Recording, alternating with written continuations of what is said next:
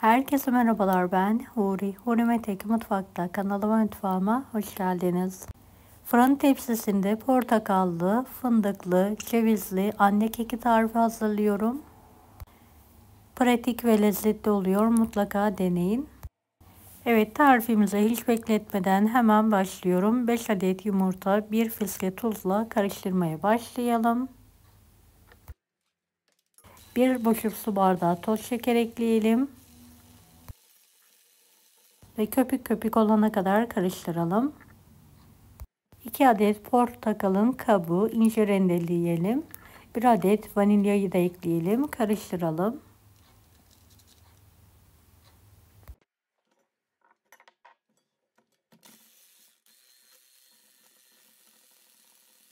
Bir su bardağı sıvı yağ.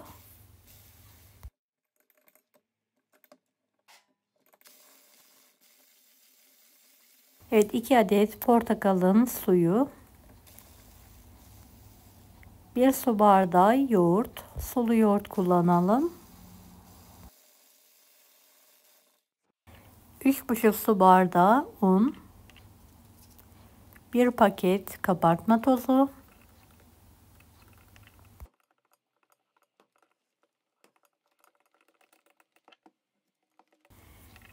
Evet, homojen olana kadar karıştıralım.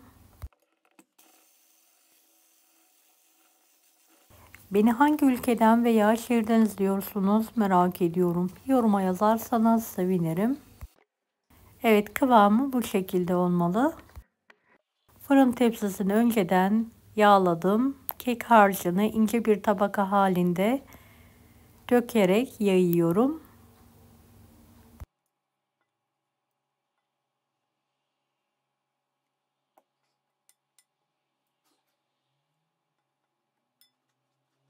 Evet, üzerine bir kase dolusu fındık, file badem ve ceviz kırığı var. Hepsini karıştırdım ve üzerine bolca serpiyorum.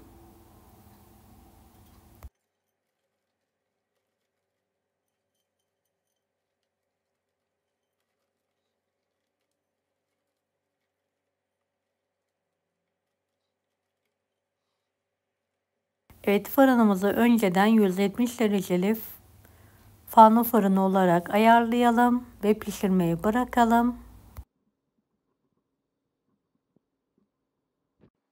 Evet, kekim pişti. Fırından çıkartıyorum.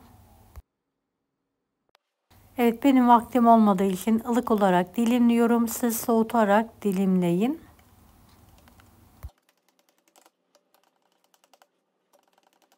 Şöyle kare dilimler halinde kesiyorum.